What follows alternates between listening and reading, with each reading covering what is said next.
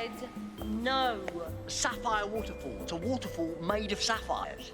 This enormous jewel the size of a glacier reaches the cliffs of oblivion and then shatters into sapphires at the edge. They fall 100,000 feet into a crystal ravine. I bet you say that to all the girls. Oh, come on. They're boarding now. It's no fun if I see it on my own. 4 hours, that's all it'll take. No, that's 4 hours there and 4 hours back. That's like a school trip. I'd rather go sunbathing. You be careful. That's extonic sunlight. Oh, I'm safe. It says in the brochure, this glass is 15 feet thick. All right, I give up. I'll be back for dinner. We'll try that anti-gravity restaurant with bibs. That's a date. Well, not a date. Oh, you know what I mean. Oh, get off. See you later. Oi, and you be careful, all right? Taking a big space truck with a bunch of strangers across a diamond planet called Midnight? What could possibly go wrong?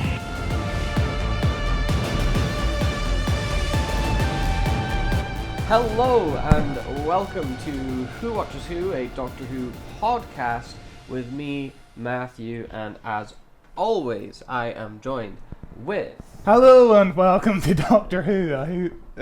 Fuck, I fucked it up already. I was going to copy you and I fucked it up. Hello and welcome to Doctor Who. This is Doctor Who. This is what the show's become now. They really ran out of ideas. Hello and welcome to Who. The joke's fucked already. Hello, I'm Scott. So I was going to copy him because it's the episode Midnight Experience. Oh, right, yes, Yeah, of course. yeah. Okay, that makes sense. I was Yeah, like, what is this I bit fucked that it you're up trying to do? immediately. I've been planning on doing this for a week. That's incredible. And I fucked it up so hard. That's so we could restart if you'd like. No. I'm flawed like everyone else. I may be See? really cool and awesome in other places, but I fuck up like any other human. That's why you should subscribe to us, because we're just like you guys at home, flawed. But yes, we are covering Midnight, the David Tennant classic, the Shutigatwa sequel episode, or prequel, yeah. I guess. Well, Shutigatwa has a sequel. Yeah. To this episode. It was a much beloved episode for a very long time before it got the sequel. When the sequel was kind of rumored. Does it need? Is it going to be good? Is it going to ruin this episode? I don't think it does. I think this episode still holds up really well by itself. Yeah. And this episode first aired on the 14th of June. 2008, which was a Saturday and 17 years, 1 month and 9 days ago at the time of recording. So, it's almost 17 years, you know. Fucking hell. Just had its 17th birthday. And this was a really good period for Doctor Who as well. Oh, this is peak Doctor Who. Yeah, this is the most popular the show is ever going to be. This is the best run of episodes. You know, we had the Unicorn in the Wall, and we had a week off for Eurovision. So that means Silence in the Library, Forest in the Dead, Midnight, Turn Left, The Stolen Earth, and Journey's End all aired in 6 weeks. That's the single best period of Doctor Who, best consecutive run of Doctor Who. It was incredible. I remember watching it as a kid, and it was just compelling as fuck. It was like the whole family was watching it, everybody was into it. It's like the entire country was watching it, really.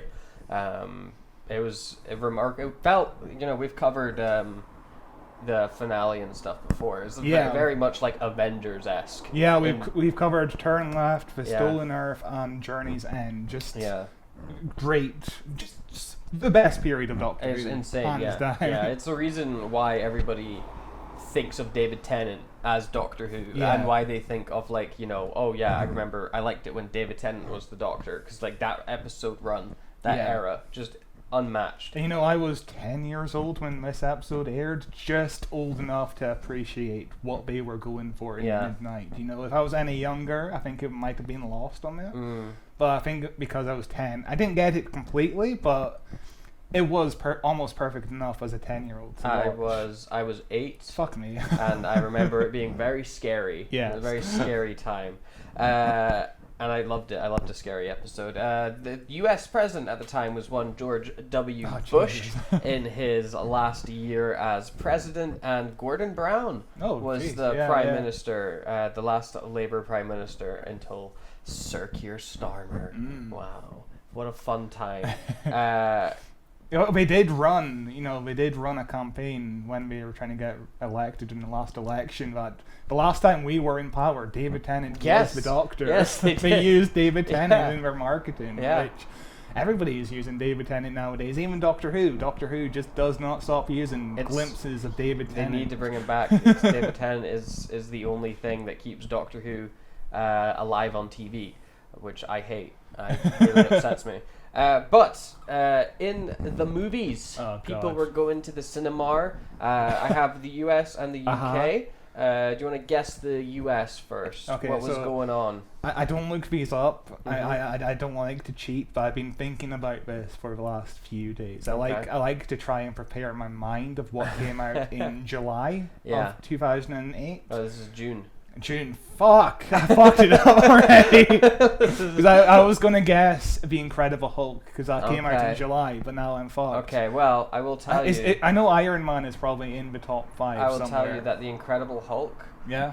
becomes number 1 the day after. Fuck. It becomes number 1 on the 15th of June. Okay. It was the Incredible Hulk, so it was just before that.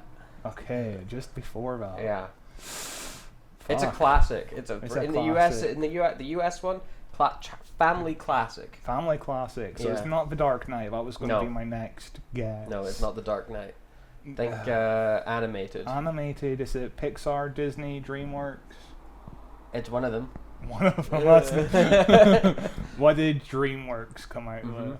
Yeah. Okay, it's DreamWorks. Maybe. 2008. It's not Megamind because Megamind was no. Is it Megamind? It's It not might be Megamind. Megamind. It's not Fuck. Megamind. It's Good not. It's movie. not a Shrek because Shrek the Third Yeah. came out in 2007. So it's after Shrek the Third. Mm-hmm. Oh, I said Madagascar too. Nope. Fuck. You're on the right path in Yeah. terms of animal. It's got terms of animals in animal. it. Animals in it. What other animated movie we did with animals? Fuck. You can get it. You can get there. Someone at home is screaming right now. Fuck. What did DreamWorks do with animals? Mm-hmm. It's A Kung Fu Panda. there. You go. Okay, great. Yes, it was Kung Fu Panda, number 1 at the box office in the US. I loved that film when it came out. Yeah, I think really it probably solid. holds up really well still. I have not seen it in many years. But I loved that Kung Fu Panda film. Everybody's Kung Fu I've fighting. only seen the first 2 movies. I've not seen the most Same. recent Yeah, I 2. didn't see the oh yeah, there's Kung Fu Panda 4, isn't there? Yeah. Fucking hell, I forgot about that. Which is Kung Fu Panda 4 is so low budget they don't have most of the cast. They don't even have Jack Black. Do No, they got, no, they did get Jack Black, Did they? but there's animated shows without Jack Black. yes. Because of course Jack Black did the Tenacious D song "Hit Me Baby One More Time," and he loves covers, I guess. Yeah, yeah. But the UK, it is fuck. not Kung Fu Panda. It is Yeah. not a family film. Yeah, of course. There's no family films because Uh-huh. it's not the summer holidays yet, Yep, so it yep. can't be a family film. It is based on a TV show. Based on a TV, is it the A-Team? No. No, because that did come out around Yeah, the same I remember time. that film as well. My God. Yeah. Based on a TV show. Is it an 80s TV show? No, it's a modern TV Modern show. TV It was show. like, I don't know if the show had finished and this was like a movie wrapping things Yeah. up, or if it was just like a movie. Sex in the City. Well done. Yeah. Sex in the Sex and the City. Sand City. I'm Yes. sorry, I always get the Uh, title mixed up. I have never once seen anything Sex No. and the City related. Neither have I. I know everything about it tangentially through other media talking Yeah. about Sex in the City. I I don't know- think I was the target audience as Yeah. 8-year-olds. I know child. about Sex and Sex and the City. Yeah. I know about the second movie because of Mark Kermode. He has a famous review of the second movie. Okay. And Auntie Donna has parodied it. Yes. Yeah. Yes. Of course. Yeah, not my cup of tea, but No. it's still Maybe going it's on. great. Is it really? Well, we did a spin-off show in like 2009. It was like a prequel show about Carrie. Okay. I mean, I got cancelled. I was on a CW, I believe, Right. for some reason. I mean, it got cancelled really quickly, and now it's back as a show called And So It Was. Okay. Apparently it's decent. It's not a comedy anymore. It's more of like a drama. Okay. It's like an hour-long drama. I but- didn't know it was a comedy to begin with. But yeah, it's still going on. Of course, everything has to be rebooted. It's Sure, great. yeah, We nothing live can in a ever great end. world. Nothing can ever end. Reboot, recycle. Also, on this day in history, the day after this episode aired, David Tennant appeared in the Mail on Sunday under an article saying that he was rumored to be Sherlock Holmes. Oh. And we're not talking about the Stephen Moffat Sherlock Holmes show. The movies with Robert Yeah, Downey we're Jr.? talking. Yeah, he Wow. was in. He was on the short list to be Oh. Sherlock Holmes in the movies. Okay. Which I've only seen the first movie. It's Yeah. pretty good. First one is pretty good. Second one's pretty good. Yeah. I want to revisit them. I would love a third one. Yeah, they keep rumoring yeah. there's going to be a third I one. I really like Guy Ritchie. Mm. I think he's maybe a bit underrated. Maybe a bit perfectly rated. Some of his films are kind of sucky. Yeah. But some of his films are fantastic. The other Gentleman films? Yeah. it came out recently. Was very, very, very good. Yeah, he did do Man from U.N.C.L.E. Yeah, King yeah. Arthur. He did Aladdin. Aladdin was fine. I didn't like Aladdin very Yeah. much, but Aladdin is so like not his style of movie. It was very much Yeah. like this is a paycheck film. I'll be honest with you. I've only seen the first Sherlock and Aladdin. Yeah. Ministry of Ungentlemanly Warfare was mediocre. Guy Ritchie's The Covenant was actually pretty good. The Gentleman's probably his best film. Okay. Honestly, it's really worth watching. The Isn't there Gentleman. a spin-off show? There's or- a TV. Yeah, he's got some TV Yeah. shows as well. The Gentleman, one of them. Mobland, that was supposed to be very good. Yeah, that's the one Um, with Tom Hardy. Yeah, Yes, of yeah. course. That was yeah. supposed to be very good. I like Guy Ritchie a lot. I think he's got a nice.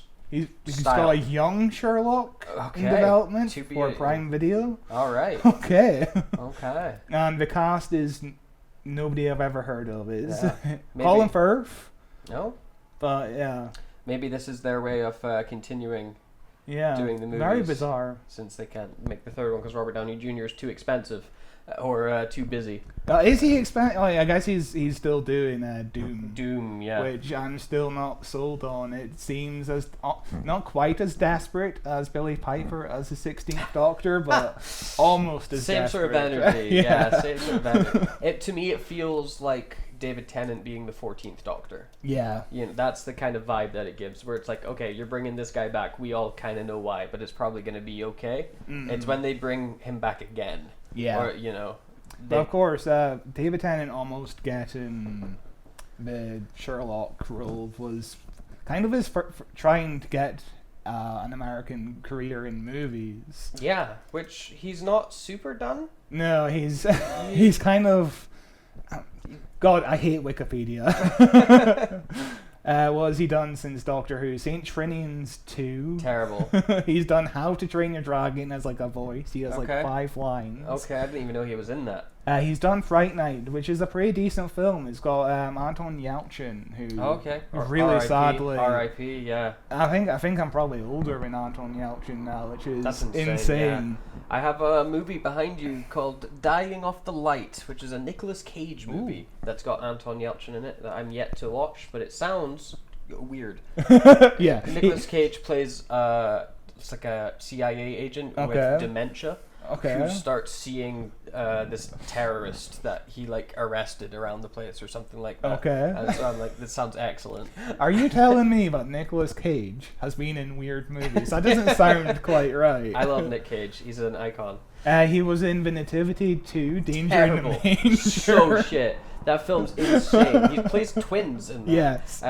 But my god, what the nativity movies are honestly like fever dreams. They're atrocious. Yeah, he's They're in- also like kind of offensive. That like guy Yeah, that the, hangs out with the like mentally disabled. what were man. we called? The support teacher. Yeah. The support teacher is very. He's just a child at heart and mind. It's Yeah, weird. Yeah, it's it's extremely Yeah. 2012. of course, fucking Bilbo Baggins was in the first Martin one. Freeman. Martin Freeman, Yeah. who would go on to play Watson in Sherlock. Yeah. Everything comes down Full to circle, Sherlock. Yeah. Postman Pat the movie, which I hear is terrible, Mm. in 2014 as well. So He was in Fireman Sam, Alien Alert. All right. That's your favorite movie, isn't Alien it? Alert, Fireman Sam. What the fuck? He played Buck Douglas. My favorite character in Fireman Sam. And then he just does a bunch of random movies. He did Bad Samaritan, which is a decent movie. He plays a serial killer with Robert Shearman, who was in Misfits. He was most recently in The Umbrella Academy. Yeah, I like Robert Shearman. Mary Queen of Scots, How to Train Your Dragon, the third movie, the Loud House movie, Chippendale Rescue Rangers as Scrooge McDuck. I mean, of course, he's in the upcoming The Thursday Murder Club, which is the Richard Osmond book. Oh, yes. Yes. It's directed by Chris Columbus, who did the first two Harry Potter. Of course, he did Harry Potter as well. Yeah, he was in he was in the fourth one, just before his role in Doctor Who. So, I think he's got a better TV definitely run than look at this. film. Look at how many TV he's done. He's done a lot of TV. That's insane. Yeah, I definitely. It's always interesting looking at Doctor Who stars and seeing which one of them's actually managed to break into like Karen Gillan's probably the most successful out of them. Matt Smith's in the new Darren Aronofsky movie. Yeah, that looks really looks good. fantastic. When is it out? This year? Oh, yeah, August, September time, I think. Nice. I need to see that. Yeah, no, I'm looking forward to that. He looks crazy. Big punk Matt Smith. Peter Capaldi is doing decent Peter Capaldi, enough. he was in the Suicide Squad. Yeah. But I feel like Peter Capaldi was already an established actor before Doctor Who. Like, he was a big name, Jodie Whittaker's not really. She's in some Netflix stuff. Yeah, she was in about the town that is toxic. Yeah, I think Toxic it was called Town. Toxic Town. But yeah, I think David Tennant, out of all the Doctors, definitely has the best career outside of Doctor Who and TV. Oh yeah, he was in Jessica Jones. He was incredible in Jessica Jones. He was so good. He was the only reason to watch the season. I've only seen season 1. Same, yeah, because I was like, don't need a season 2. Season 1 was a perfect little story. Of course, he played Scrooge McDuck for 60 episodes in DuckTales. Yeah. He was great as Scrooge McDuck. I've only seen like season 1 again, but I didn't see a single episode. Oh, Good Omens, of course, which I only watched season 1 off. I couldn't get into season 2. He did Staged, which was, I've only seen a couple of episodes. That was very popular though when it was the pandemic era stuff. He wasn't did it? Inside Man, your favorite show. That show was terrible, but he was good in it. He played himself on Clone High. Interesting. Okay. He was in The Simpsons, of course, most recently. He was in Star Wars Young Jedi. He was in Ahsoka as well. He was the robot, wasn't he? Yeah. Because he was reprising his role from Clone Wars. Yeah, he's doing really well for himself. Good for him. Good for him. That David Tennant guy. He needs all the jobs he can get. But yeah, we're talking about Midnight today, and the original concept for Midnight was going to be completely different. This was going to be an episode that might have been called Century House. And a disclaimer for this episode, this story brief from Russell T Davies was: the Doctor goes live on a reality TV show, Most Haunted, to track down the ghost of the Red Widow in a big, old, abandoned, spooky house on a cliff top. Certain rooms will flash back to the 50s and 60s. There's a big fire sequence towards the end, a couple of rooms burning down, and the companion, which would be obviously Donna Noble, will be watching the episode at home, and this show would occasionally cut to her watching the show. So that's nothing like the actual episode. No, nothing like it. The episode was handed to writer Tom McRae, who did Rise of the Cybermen and Age of Steel. Decent episodes. Yeah. And The Girl Who Waited, which is one of the best of season 6, I would say. Yeah, I like The Girl Who Waited. It was very good. And that's another Doctor Light episode, because the Doctor spends most of the episode inside the TARDIS. I will say as well, though, that brief that Rusty Davis gave just sounds like a fun episode. Yeah. I think it's a unique take that we've not actually seen him do, which is, the Doctor on a TV show, like something like Most Haunted. I think you could have a lot of fun with that sort of style. Kind of makes me think of like Sleep No More, when it's like like found footage styled episode, or more recently with Lux, where you get that meta commentary where they start going into the TV show and stuff. Most Haunted was like ripe material for a parody around this time, because South Park did a fucking parody of it. Have you ever seen the South Park? Probably, yeah. I can show you. It's really funny. I I never really watched any of the ghost shows. I would watch them maybe occasionally, like if they were like caught on TV. It's so loud. I'll show you towards the end. What was that? What was that? What was what? Did you hear that? It was like a... Is there a spooky ghost here? Look! What is that? What is that? I'm pretty sure that's their television! Oh man, I am really scared! Whoa, whoa, whoa, whoa! What is this? What is this? There's a wetness coming from my pants! I see it! What is it? Oh god, I'm so scared! I'm so scared! Look! Look, it's got you too! Are you getting this? Make sure the camera is getting this. Definitely some paranormal activity. It's warm and moist. A warm, moist sensation that's moving down my left thigh. Look, it's starting to form a pool around the floor now. Are you getting this? It's that's great. It's also makes me think of Red Letter Media. Yeah. They did their. I want them to do more episodes Yeah. like it, where they went to the haunted house and set up all the Yeah. spooky gadgets everywhere. That was incredible. Yeah, I don't believe in haunted houses. No, do you? not at all. No, I don't believe in ghosts at all. No, it's I don't trust people who believe in ghosts, to be honest with you.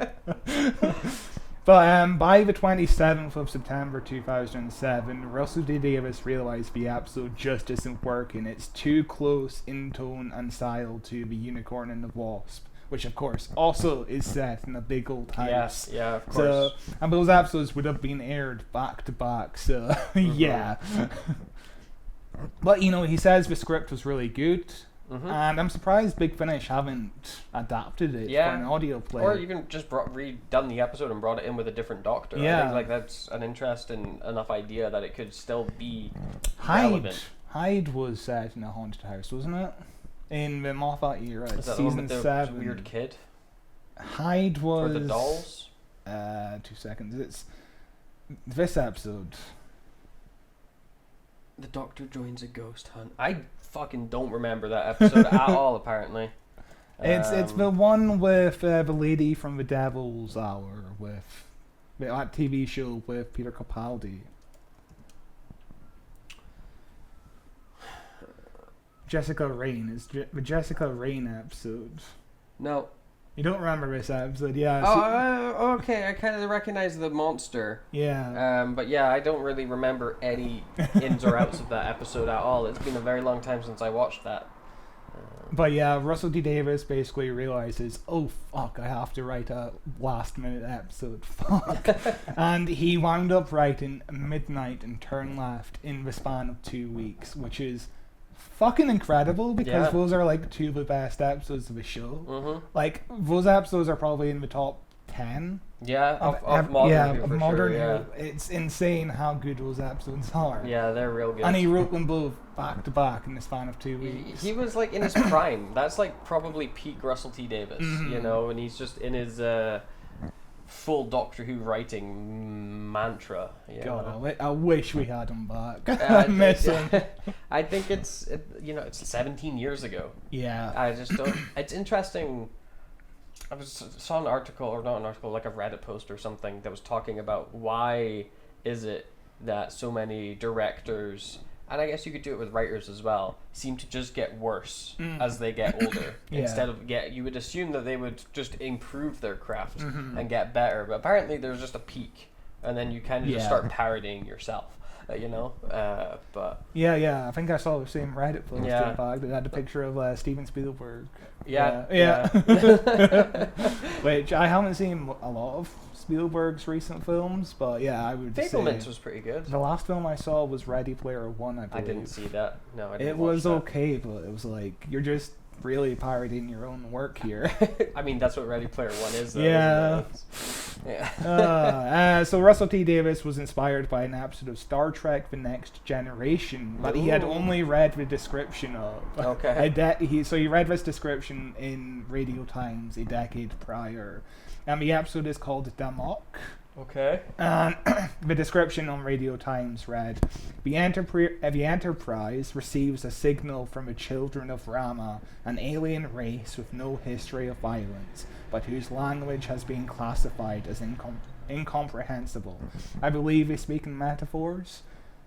Oh yes. Yeah, so Okay, Russell I T remember Davis was this. inspired by this description alone, this very vague description, and was like, I'm never going to watch this because I'm going to use this idea on my own someday, which is a good idea of how to get ideas. Just read vague Just descriptions. look at Star Trek. Yeah. Just do Star Trek. Next Generation as well. I need to Fucking- watch that show. What a good! It's so good. Such a good show. It's crazy. I've seen the pilot episode like twice. Yeah. So like a few weeks later, on the 8th of October 2007, he catches Jeepers Creepers 2 on ITV1. And the plot of Jeepers Creepers 2 is about a bus full of high school basketball... A bus full of a high school basketball team, coaches and cheerleaders is stranded on a lonely road.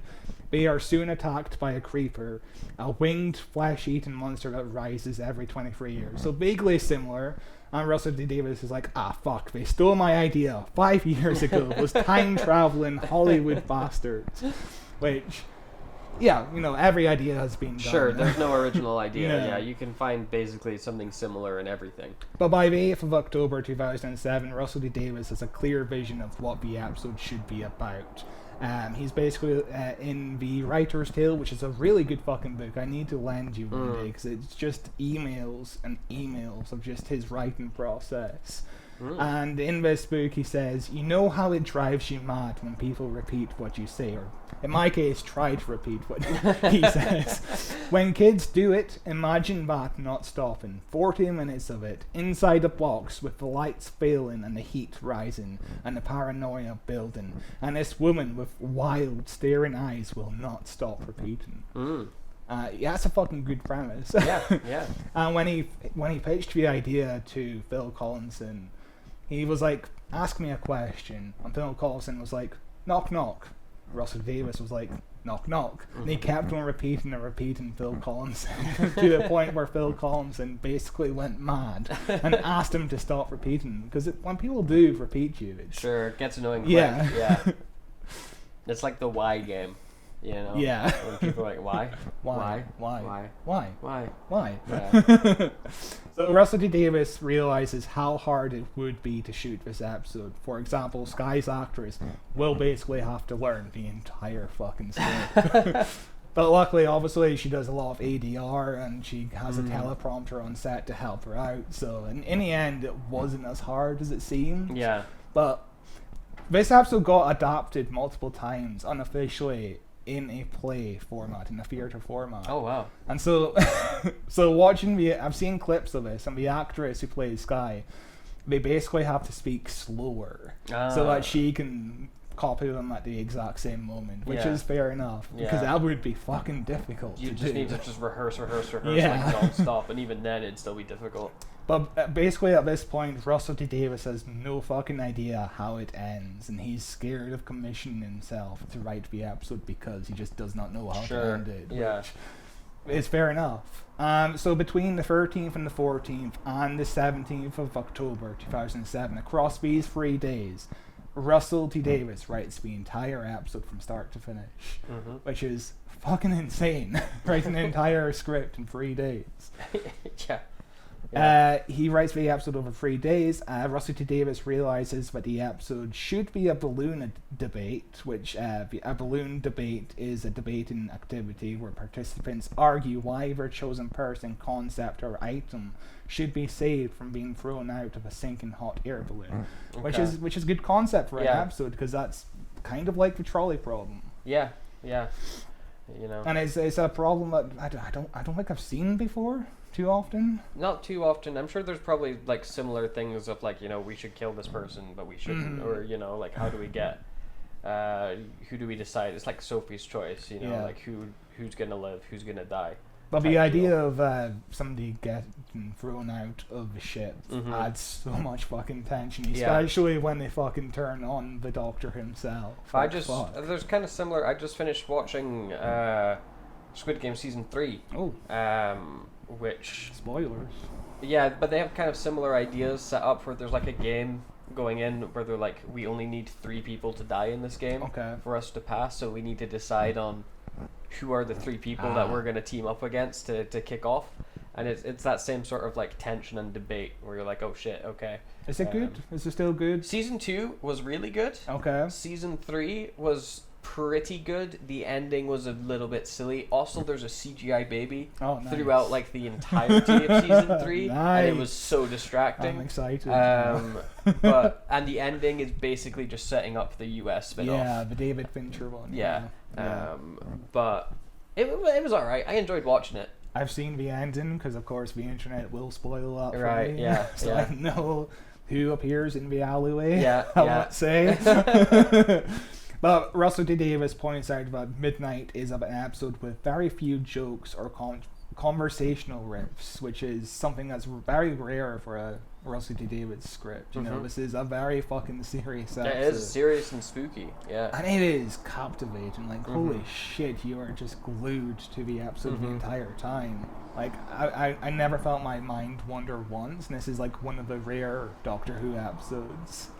It's insanely good. It is very good. Of course, we have the cast. Leslie Sharp plays Skye. She was in the Full Monty, the movie and the TV show. Never seen either. She was in the Scott and Bailey. Nope. She had worked with Russell T Davies before on Bob and Ross and The Second Coming. Of course, The Second Coming was Chris Eccleston's show where he comes back and claims he's Jesus. All right. He's a reincarnation of Jesus, which is a show which sounds really fucking good. It does sound interesting. I need to go back and watch Russell T Davies's. Like before Doctor Who. Yeah, and after Doctor Who. I've not seen Years or Years. Years and Years. Years and Years. Years and Years was really good. I enjoyed it a lot. But yeah, I binged that show. It was superb. I need to see more good Russell T Davies stuff. Yeah. Because I'm not going to get that from Doctor Who anymore, am I? Well, Doctor Who's done now, isn't it? There is no more Doctor Who. Yeah, we're recording this on the 23rd of July, almost 2 full months later after the final of Doctor I don't think Who. we're hearing anything until War Between the Land and the Sea. And then I think we're hearing nothing. That it's been cancelled. Yeah, it's I don't know what's gonna. It's going to continue in some form because it's too big for the BBC to completely Sure, cancel. yeah. I think it will be BBC, maybe Netflix. Yeah. You know, or Apple. Apple. I don't think Apple will go for Prime. it. Prime, maybe Prime. Paramount Plus. Yeah, or like Shudder. yeah. They're gonna bring back BritBox. Yeah.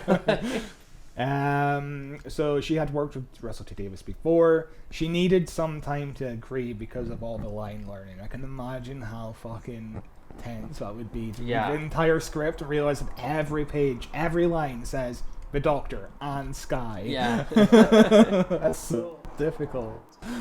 For some of the shoots, one of the ADR sessions was actually interrupted because of road work, so they had to delay the final mix of the episode. Damn. Which, Yeah. rough.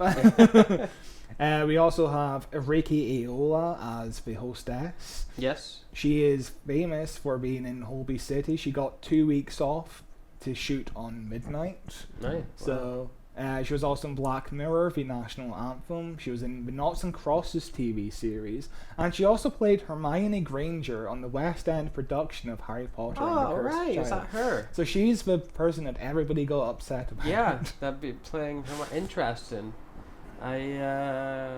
To be fair, I didn't really pay much close attention to the Cursed Child's casting, but I didn't recognize her. Yeah, of course, Tom Felton just recently got announced as playing Coming Lucius. back as I think he's playing Lucius. no, he's playing himself. He's playing Draco. Yeah, because the Cursed Child, they're all grown up. Yeah, of course. Tom Felton. Yeah, he's playing Draco in the Cursed Child.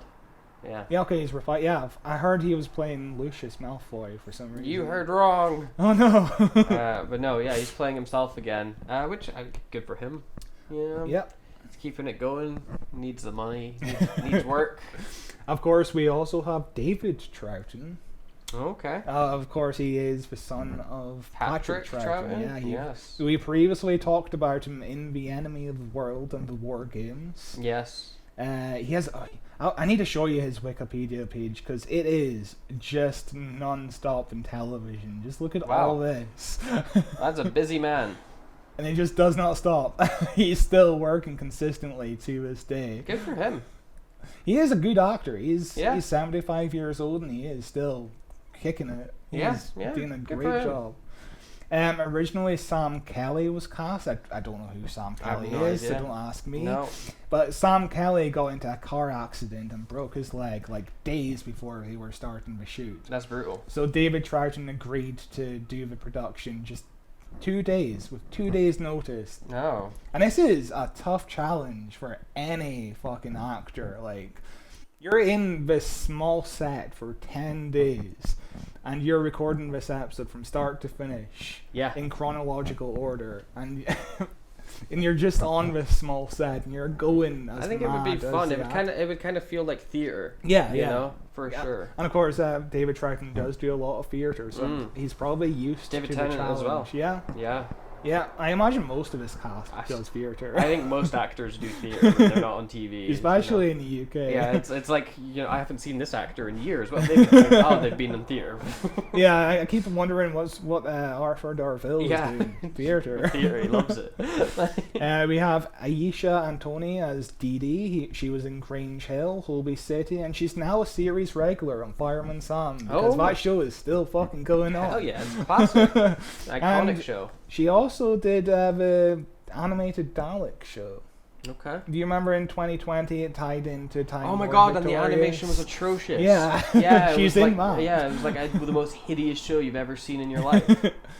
We also have Lindsay Coulson, who plays Val Kane. She is in 913 Fuck. episodes of EastEnders. So Oh my god. again, on soap operas, you're used to like the Just real challenges. quick turnaround, yeah. real quick turnaround, and doing just so quick, and yeah. 913 episodes. That's a lot. So much. We also have Daniel Ryan as Biff Kane. He was in Bob and Rose as well, and a bunch of other credits I didn't recognize. Okay. We of course have the most famous actor to us. I would Yes, say we have yes. Colin Morgan, who Yes. plays Jeffro. And he was Arthur? Was it Arthur? Yeah, no, he Yes. was Merlin. Merlin, that He was was it. Merlin. He was Merlin, yes, in the show Merlin. This is his second television role. The first time he did television was on the Catherine Tate show. Oh, wow. Okay. Which is in the family, I guess. Yeah. And Mark Gatiss actually worked with him on a play. And he's like, it took me 20 fucking years to get Doctor Who. And he got it on his second ever job. Yeah. That's insane. Yeah. And of course he immediately does Merlin, and that show does really fucking well. Yeah, that was like the show last after 5 Doctor seasons? Who. Yeah, that was and it's got its own pretty dedicated fan base to Merlin. I remember really liking that first season as a kid, and then my family just never stuck on watching the seasons afterwards. Apparently, it gets pretty dark in those later seasons. I never got into Merlin until it got repeated on CBBC for some reason. All right, And it feels like a bit mature for CBBC. it was, yeah. but yeah, I don't know why they showed it. Wait, Chris Chibnall? A year before the series was... Oh, he was working on a Merlin show that was separate to this, Oh, but right. then it got cancelled, I guess. Yeah. That's wild. So Chris Chibnall almost did his own Merlin show. Although another connection with Merlin and Doctor Who, John Hurt plays Yeah. the dragon in Merlin. Of course, and we also know. have Anthony Head, who was in Yes. School Reunion. Yeah, And yeah. also, of course, Buffy. Basically, any British actor ever was in Yeah. Merlin was in Doctor Who as well. There's like 6 of them. I'm going to click on a random actor. Angel Colby. Was he in Doctor Who? No idea. Probably. Yeah. Yep. She was in Doctor Who. She played Catherine in The Girl in the Fireplace. Yeah, exactly. Everyone's in Doctor Who or, something related to someone in Doctor Let's Who. click on another actor. Bradley James. Oh. No. No. No. Sad. He, of course, played Arthur. Well, but he's not in Doctor Who yet. no. Assuming he's still alive. I think he is. Yeah. Yeah. He's 41 to 42 years I remember old. liking him as Arthur. I thought he was a very Yeah, very from what good I've seen, role, I've yeah. only seen 2 seasons, but yeah, the whole cast is good in that show. It's Yeah. just we need to cover it someday. It's It's- Doctor Who adjacent. Sure, yeah. All the cast in Doctor Who. So quick fun facts about this episode. Russell T Davies wanted to do the opposite of Voyage of the Damned. Of course, on Voyage of the Damned, you have a big ship, and it shows the best of humanity trying to survive this situation. Midnight, small ship, the worst of humanity. Yeah, everyone sucks. Everyone is like, let's just kill them. Let's just kill them all. Fuck them. And I will say, I don't want to compare this episode to The Well too much. Yeah. But the characters in Midnight is so much fucking better because each one feels like independent human beings. Yeah, I remember in Midnight there was a guy that was not nice. Yeah. Army man. In The Well, you mean? Yeah, sorry, in The Well. There was yeah, there was the leader lady, the second in command who was not as nice, and then we have like a bunch of people to die, people. a bunch of them that are there to just be killed. Yeah. And then I like the monster more in Midnight than The Well. Yeah. I think the concept works more without me questioning it. Like it's kind of possessing you in some way and learning and making you repeat. Oh god, I don't like the idea of a monster always being behind you, and the Doctor connecting that to the Midnight Monster by being, oh my god, it's like a clock. Because I think that's stupid. Because the Midnight entity would not realize what midnight is as a concept. You know what I mean? Like, why would it be? There was some weird, like, The Well lends itself to some really weird blocking. Yeah. Because you have to kind of force people to end up behind this character. Whereas you don't have that problem in Midnight because it's just you fucking like they're looking at you. Yeah. And then they're just copying you, and there's nothing you can do to stop that. Whereas if you look at like Midnight, every character feels different enough. You know, like the characters aren't completely well defined, but you get the basic. Sure. Yeah. You've got family. Character. You've got shithead kid. Yeah. You've got professor and assistant. Student, yeah. You've got the weird lady by herself who becomes the monster. You've got the stewardess trying to keep the boat, the ship, whatever the fuck like it is they're on. Even that basic description is better than anyone from The Well. Yeah, where you had army men. The episode was shot in sequence, which is very rare for Doctor Who. Yeah, I suppose easy to do when it's all in one location. Makes sense to do it. Yeah. And of course, this is like the only Doctor Who episode to have its guest cast, all of the guest cast, be present in the entire shoot, apart from obviously the bookends. But those 40 minutes are just the entire cast from start to finish. That's insane. Yeah. Because, you know, in every Doctor Who story, it's like, okay, we'll have 5 days with the guest cast and then 5 days of the normal cast together, a kind of deal. One of the recording days was stopped to tell a rehearsal. The very first day was just a rehearsal day, get it right, which is, again, it's like a theatre production. Yeah. The episode was supposed to air as episode 8 of the season, but it was moved to episode 11 to give a buffer between Silence of the Library and Turn Left, because those are 2 stories where Donna enters an alternate reality.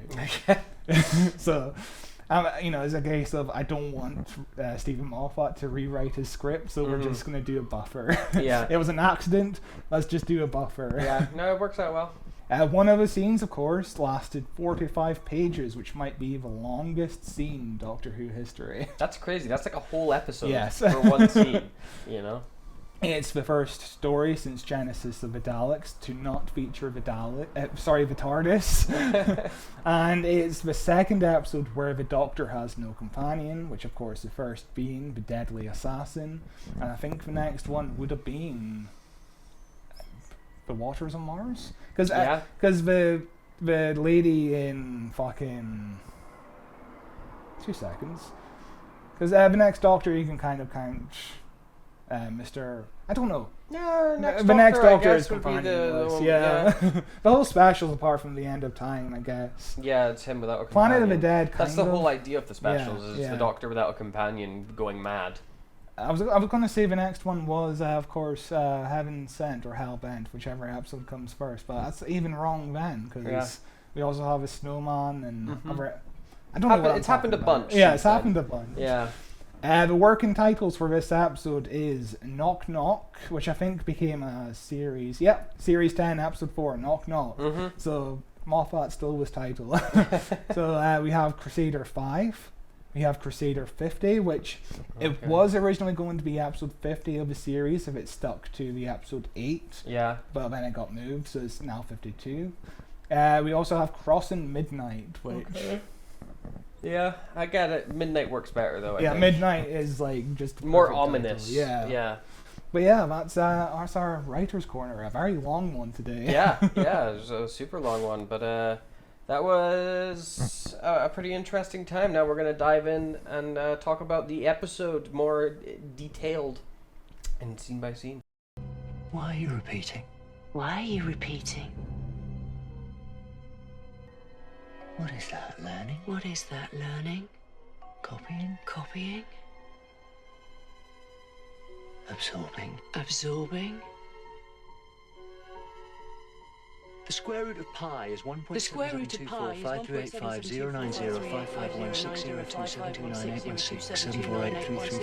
1.7750905516027298167483341. Wow.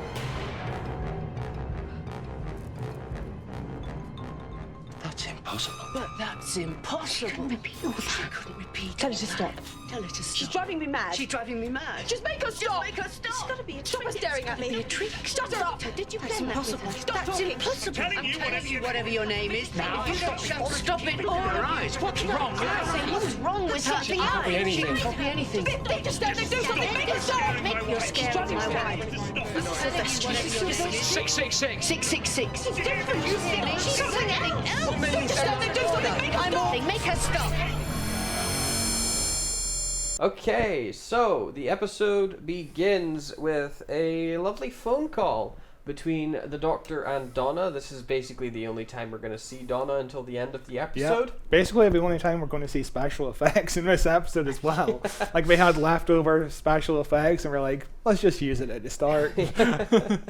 Where Donna is at like a spa. Yeah. Having a spa day. Which it's kind of funny because it's obviously at the same time Catherine Tate is turn left, and she gets loads of lovely night shoots, and she gets to go on loads of sets, and David Tennant is just on this one set, this one tiny cramped set. So really, Catherine Tate is also kind of in a spa. You know, Yeah. she probably deals with like cold night shoots because it is winter, but long hours. better than fucking being in this one room getting cabin fever.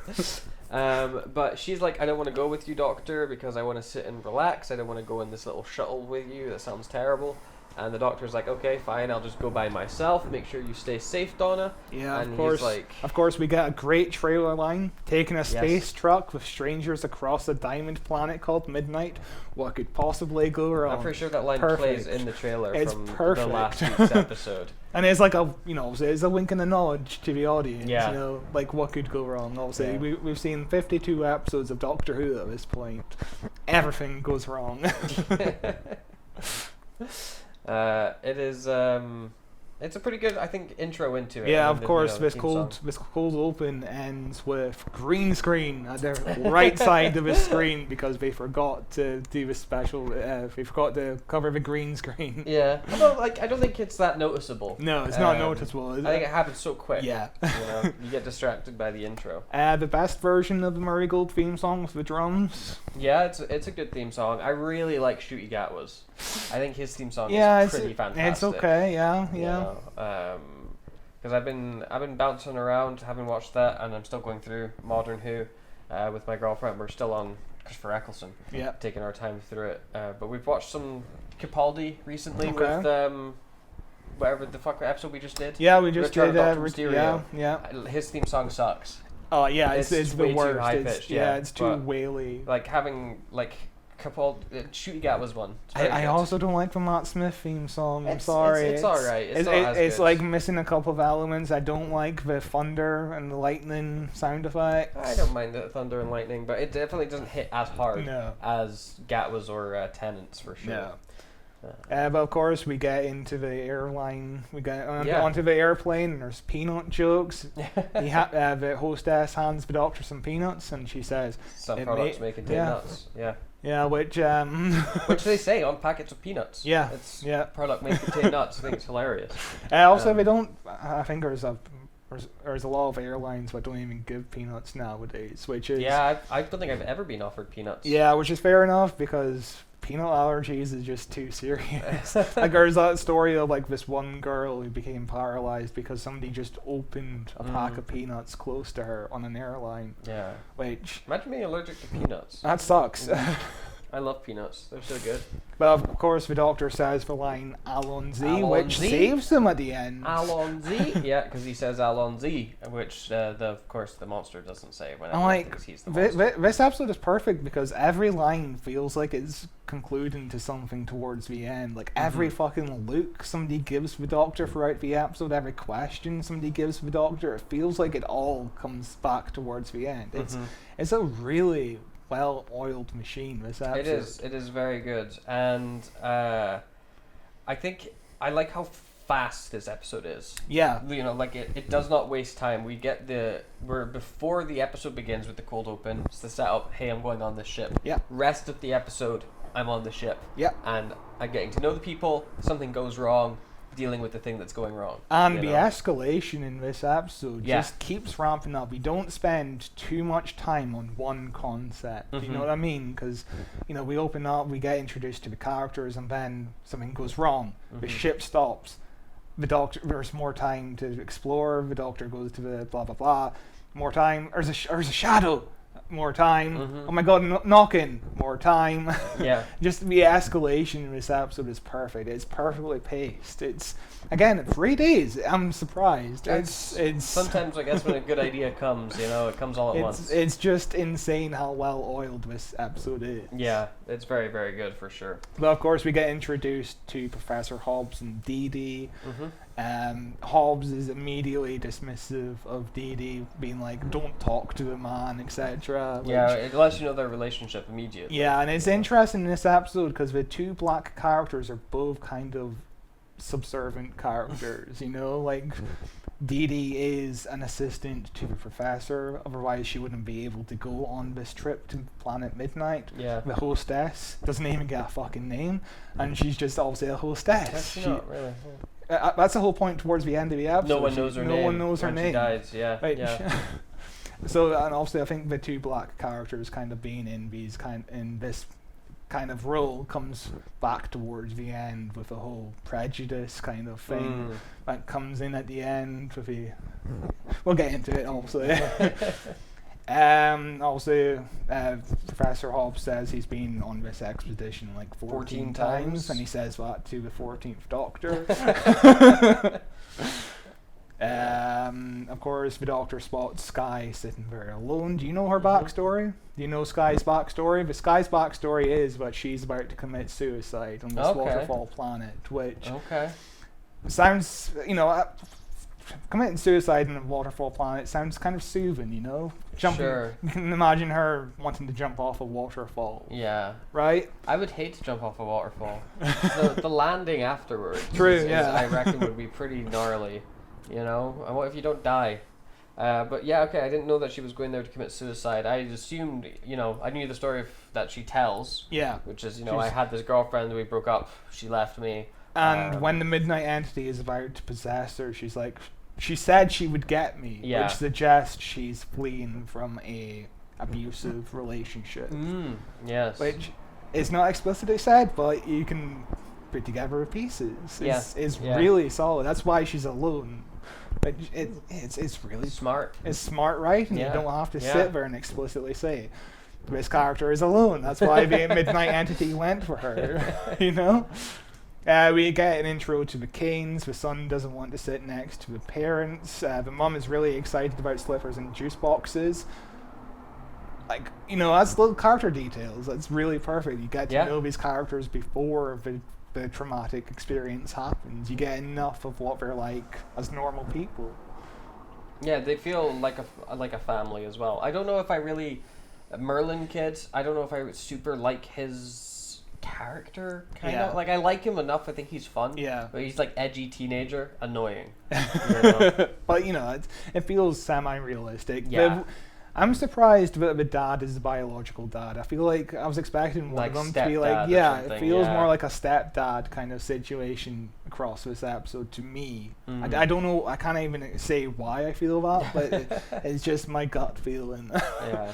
But of course we get the pre-flight safety show, we get the music and the lobby projection. It's like sensory overload on TikTok, yeah. you know? Like, what the fuck, playing all those pieces of media at once? What the fuck is going on? It's like watching Family Guy clips with the Subway Surfers and the like, Sand. Yeah, there's just like a ton of, like, it's just that same sort of like sensory overload. But of course, we got a Betty Boop cartoon, which I guess is for Merlin in this episode. Yeah, because he's the child, yeah. Yeah. But in the commentary, Russell T Davies is like, there's something kind of creepy and eerie about those old Betty Boop cartoons. Sure. So there's a little nugget in his brain in 2008 thinking of Mr. Ring-a-Ding, I think.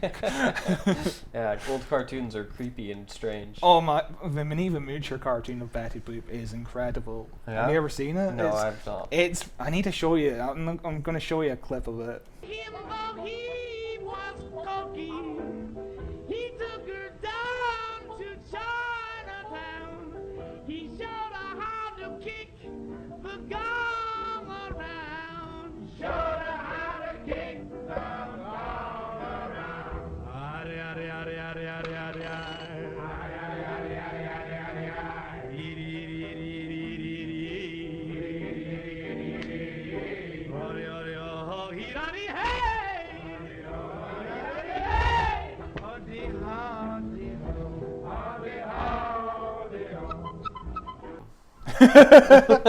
I'm just playing the animation now. Full stop. It's people on the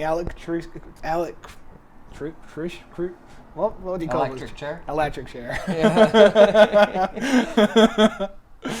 But yeah, the Doctor takes out his son and his screwdriver and turns off the entertainment. Sky smiles at that because obviously she's a person who doesn't want any noise. She's reading a book. Yeah, she's reading a book. She wants to be left alone in her thoughts. I think she wants a very peaceful suicide, which is... Yeah, can we even say suicide? Yeah, who gives a shit? This is the internet. You're supposed to be allowed to say things on the internet. That was the whole idea. Yeah, I don't like saying unalived because it makes the act feel so... Exactly. It makes the act feel silly. There's some great adverts around the city that are like, what if a conversation about suicide could stop a suicide, you know? Yeah. I think it's important to be able to say the words. Yeah. Yeah. But yeah, when the Doctor turns off all the media, the subtitles say, Silence Falls, which just makes me think of Series 5. There's a lot of Stephen Moffat did the subtitles for this episode. There's a lot of weird foreshadowing like that in this episode of Mr. Ring-a-Ding and now Silence Falls when the entity knocks 4 times. Yeah. Like there's a lot of things that reminds. We got a story from Kane, Biff Kane, telling the story of the swimming pool, but there's no pool. The pool was just abstract. It was a concept. Yeah. Which is a silly line, but I fucking love it. Or something about that story. It's like like one of those stories you hear on the plane, and it's like that story is not interesting, but everybody laughs at it for some reason. I like the detail of having his son mouth. Yeah. Not only catches the mimicking that comes in later on with the repeating of dialogue and stuff, but it's also he's heard the story so many times. And there's a lot of like little great details you'd pick up on like that, where the camera just focuses on one character just looking at somebody for like 2 seconds, and you can immediately know what's going on in that character's head. The blocking and the editing in this episode is so much better than the show does recently. Like where you're in a scenario where it's like the reality of war, and there's like 10 characters in a room all talking to each other, and you forget like the lady holding the door. You forget she's even there until the camera keeps. You don't see her for like 2 minutes and you forget all about her. It's kind of like I just think maybe the way that they're shooting it now, because I had the same thing in Flux, which that was shot during the pandemic. Yeah. Where it's like, okay, I can tell that nobody was in the room together when they actually filmed this scene, because everybody's got a shot by themselves. There's no big wides, and the blocking all feels kind of weird and strange. And it's that same idea of like, okay, it's fine if your schedule doesn't work out, we'll just shoot you and add you in later. You know? That's the problem with a lot of Marvel movies as well. Like yeah. Sam Jackson famously did not shoot at the same time as Tom Holland when doing Far From Home or whatever the second movie is called. Like, he is CGI'd into that room. Yeah. And it makes the acting... Did you hear Tom Holland say they're going to shoot the next Spider-Man like an old-fashioned movie? And what he means by that is... We're going to shoot it on locations. We're actually going to shoot on locations. God, I just remembered, that just made me remember that Spider-Man Noir is coming. Oh, Live yeah, action with yeah. Nick Cage. Oh, Incredible. MGM, I think it's an add-on to... Ooh, a nightmare. Why's it gotta be just put it on one of the big ones? Yeah, I mean, it is on Amazon Prime, but it's through MGM. It's like another so subscription on it, yeah. But It might be just an Amazon Prime show by the hope time it's it just comes out. Prime, yeah. But we haven't heard too much about that I've show. seen some so- set photos. They look, Yeah. look good. I got tricked by an AI trailer that I shared to you, but I think it got removed by the time yeah. you could see it. Yeah. But I got fooled by it. I'm sorry, I can't tell if it's real or not. But yeah, the thing about Superman is we've both seen Superman now, and they Yes. use real fucking sets. And Oh, you yeah. can tell It they looks use, great. like the Hall of Justice feels like a real fucking set because it's an old train station, I believe, Yeah. and it looks perfect. Had that as just fit, as I say, watching Squid Game. Yeah. Sets in that are stunning. Yeah. There's some really impressive sets, and I'm like, it's so nice to watch something. And I'm like, wow, this is like a physical location that these people were in that has doors and walls. Of course, for racist towards the Shamboni. the big heads. Yeah, the big head guys. Yeah. Which, I don't know if it's necessarily racist. oh, they per all se, they all but make fun. They all. They're all laugh just like, about it. haha, they've got big heads. Yeah, which feels racist. And we find out about Dee Dee because we keep cutting to black, and then we get Time skips. time skips, and the Doctor's interacting with a new character, which is this is a great way to just deliver background And information. introduce all of the characters Because that we've got. it feels realistic. The Doctor on a train would, of course, interact with the other passengers. It feels natural. It makes me think of the episode when he's on the bus, the Easter special. Yeah. He's just sitting he's just chatting with people on the bus. Yeah. Yeah. But Dee Dee is a student. She wrote a paper on the lost moon of Push, which is, of course, the series arc where there's planets disappearing in the skies, but it feels so fucking natural. Yeah. Inside of this episode, she wrote a paper on a disappearing planet. Yeah. It feels natural. Remember when storylines used to feel natural like this, and not just, oh, now here is Mrs. Flood, and she's back here for another Hi, cameo. everybody. I'm Mrs. Flood. I'm going to be important for some reason. No, I'm not. But the professor liked this paper and took her on as a researcher, and she just now fetches and carries for us. She doesn't do She's much. basically an assistant, not a researcher. Which is a shame. Yeah. But the Doctor is really kind to her, and the Doctor then talks to Skye, and the script says Skye is now relaxing a little, but now she's still uptight, which, again, great little character details in the script. It's she's alone, she divorced her wife, she's about to commit suicide, and of course there's a airline food joke where we're eating our food and we're like, is this chicken or beef? Both. Yeah. Yeah. Which sounds awful. We're fusion meat. Which I don't eat airline food. I don't know about you. I've not really been on a flight long enough to No. be like, I need to eat something from the menu. Also, I feel like in 2008 it's a bit too late to make jokes about the onboard entertainment being the same thing everybody views. Everyone's got their own screens. Yeah, everyone's got their own screens. Because I remember in 2007 I flew to Florida and we had our own screens. Yeah, well, 2010 I went to Florida. Yeah. We had our own screens, so you could watch whatever you wanted. I remember watching Brum on the way back home. Nice. Not the cartoon, but it's the little car that drives by itself. And that It's an iconic show. When you're on a red-eye flight and you're jet lagged, that is the funniest show in the world to watch. It's great. I just sat there watching it with my friend. I don't remember what I watched on the flight back. I liked the map. Watching Yeah, it, so yeah. you see where you are. And that's lots of fun. We should get on a plane and just watch watch the map. just for the onboard entertainment. That's a 12-hour plus then.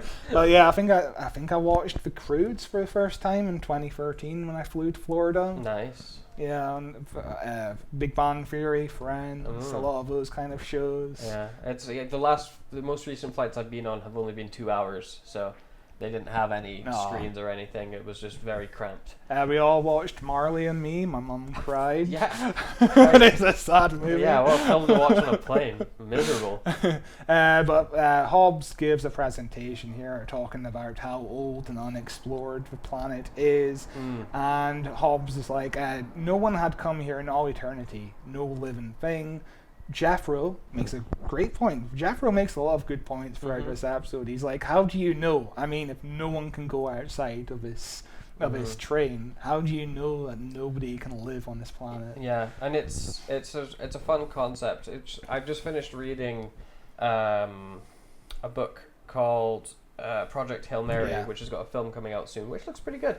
But in that, the main character in that is like a scientist who's kind of been shunned from the scientific community because he wrote this paper being like, hey, water is not important for life to form. We only think it is because we're based on water and we're the only life that we know, but there's nothing in the universe that should say that just because that we are, in this infinite space.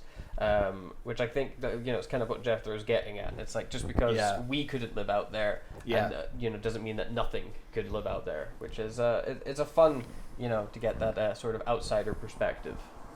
So the engines on the ship die, and the Doctor pretends he's an engine expert. He goes up to the cockpit, I guess you would call it, the cabin, I think it's called in this episode, and he basically calls bullshit on the excuses that are stabilizing the engine fields, and they really don't know what's happening here. Yeah, it's just stopped moving, and they don't know why. Yeah.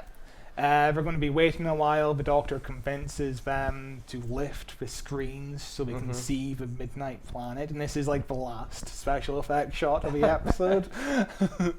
They glimpse a shadow running towards us. Dun dun dun. Which is, again, the escalation in this episode is great.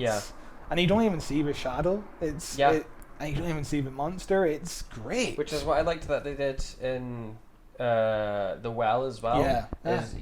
You would see, you get like a glimpse. Even then, I didn't even want a glimpse. I think they showed too much. But you just see this little like thing start to move, and then it would cut away or see something else, and it's like, oh, spooky.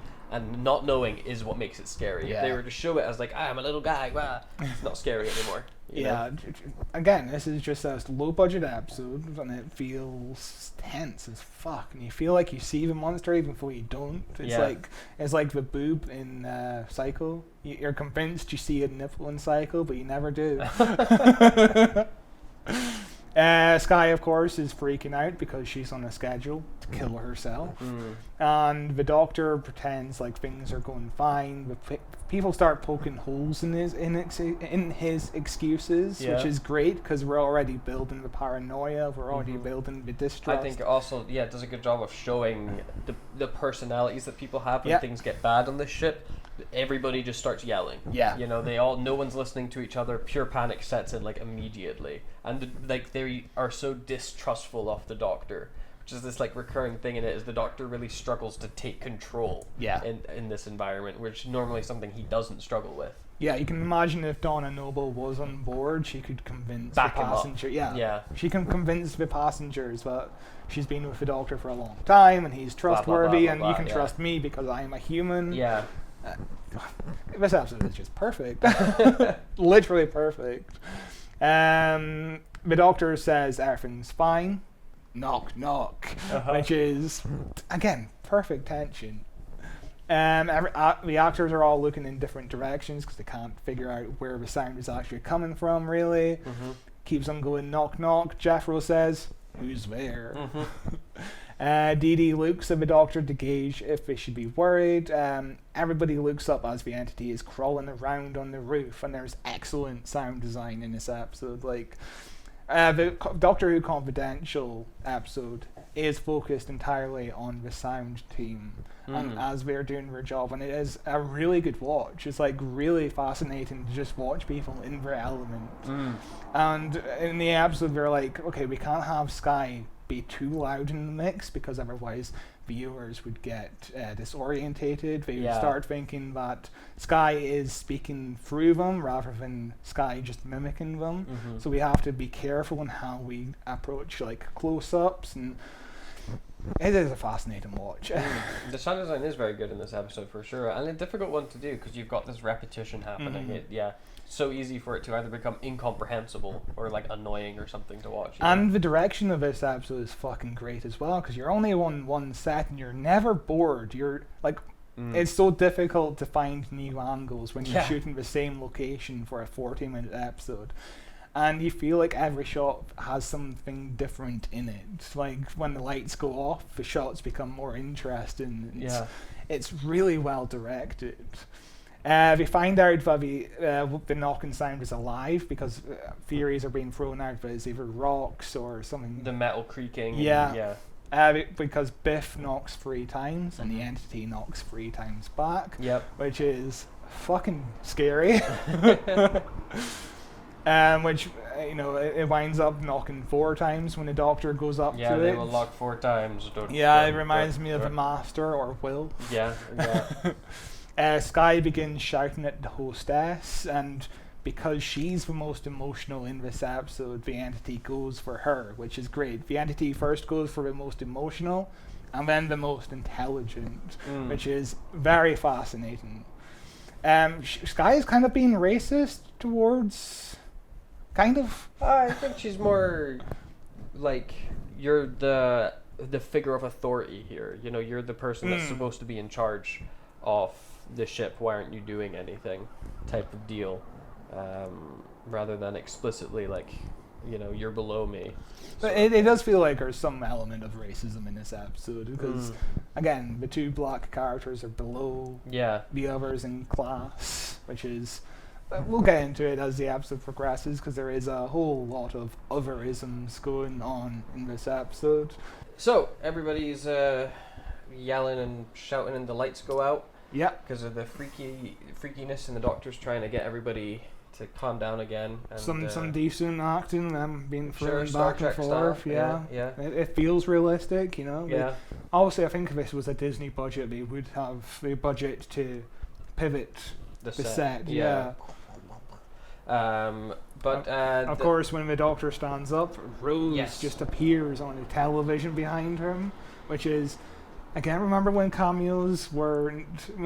storyline cameos weren't just so in your face? I mean, this one's kind of in your face. It is in your face, but it isn't in every single episode, is the point I'm trying to make. She only does 3 cameos before she makes her first appearance in Turn Left. She appears in the first episode at the very end when she interacts with Donna for a bit. She appears in the Sontaran 2-parter. This scene was shot specifically for Midnight, the scene where Billie Piper is going, Doctor, Doctor, into the camera. But that then got reused in the Sontaran 2-parter, which aired before this. So because this is so near the end of the season, Russell T Davies planned on this obviously being episode 8 of the season, and when it got moved, he decided to put Rose in earlier because you want to remind your audience that Billie Piper is coming back. You want to constantly remind them, not every single week like he does now, but every month or so, remind the audience Billie Piper is coming back. So that's why she appears in the Sontaran episode. That's why the cameo was repurposed from this to the Sontaran episode, which is fine. I never connected those. Because otherwise it would be 2 or 3 months until Billie Piper actually returns. You want to get your audience excited for that final. Yeah, and I remember as a kid, every time Billie Piper would appear, it was like, holy shit! Oh my God, Rose is there! What? And what does that mean? She only appears 3 times before Turn Left, which is perfect. It's a perfect amount. You don't need her turning to the camera and going, "Ooh, aren't I mysterious? Ooh, I'm Rose and I'm coming back." But yeah, it's a perfect use of Rose Piper. But yeah, everybody's like, okay, everybody's fine, except Sky is in the corner, staring at the wall while she's cowering. Hands on her head, cowering in the corner, Which is eerie enough as it is. Yes. Just her not moving there. We find out that the drivers are gone because the hostess opens up the cabin doors. Yeah. Holy shit, it's just a void. Just a white void. void of noise, and then she shuts them again. They later go on to explain that there's like a force field or something Yeah. that saves them for 6 seconds before it bursts. Yeah. So that's how they didn't all just die. But this is where Immediately? this is where we find out that the Midnight Entity is strong, because the Midnight Entity does not use its strength on any of the passengers, but we know it's strong because it just ripped apart the cabin. Yeah, it ripped apart the cabin. It's got that huge like dent in the door. Yeah. Also ripped up all the seats around where Sky is sitting as well. There's like a line where it's like, oh, who ripped up these seats? What the fuck? Also, the Midnight Entity is fast. Yeah. Quick. Yeah. They did all that in like 2 seconds. You know. And again, it's just visuals. We don't see the Midnight Entity, because if this aired now, there would be some temptation to be like, okay, the Midnight Entity is appearing in the shadows. Well, they did that. That's literally yeah, what they they did. did. Yeah, they did. in the well, and they did show the Midnight Yeah. Entity in the shadows, being like, it's a little guy. Ooh, it's a little thing. Yeah. But yeah, this segment of the episode is really fucking well lit, because everybody's got little torches and Yeah. they're using it to light the scene, and the shadow work is. I love a great shadow. It's fucking cool. Yeah, no, it's good. It's real spooky. I remember being literally, it's very scary watching this when you're like 8 years old. Yeah. You know, like it's dark. It's got a creepy lady being creepy. Yeah. And it's lit with like like it's terrifying. It's exactly what Doctor Who needs Yeah. to be scary. Like- Doctor Who.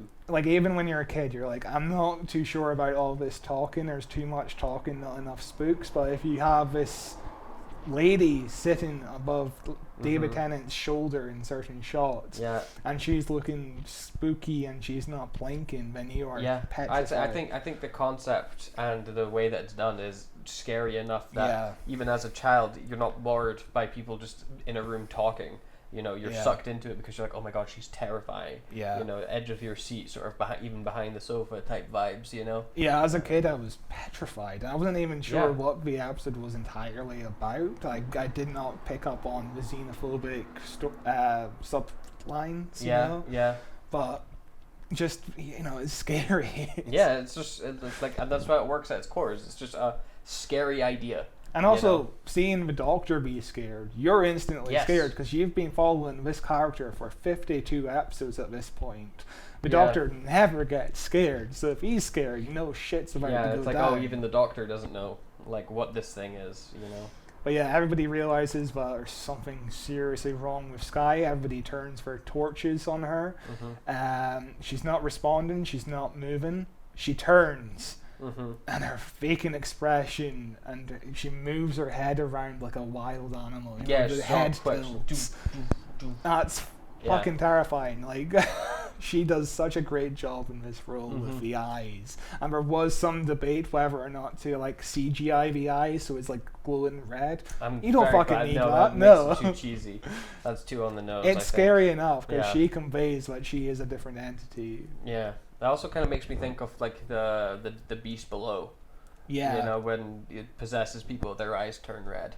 Yeah, but this is when Sky begins repeating, which is really fucking unsettling. And Jethro is a little fucking bitch. She's like a edgy teen.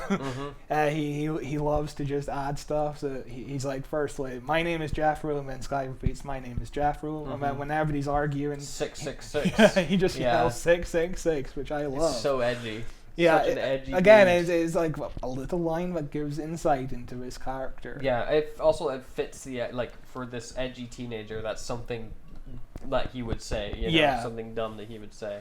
Yeah, but they say the square root of pi, which is difficult to Yeah. remember on its own. But when you're trying to, when you're the actress trying to mimic David Tennant's,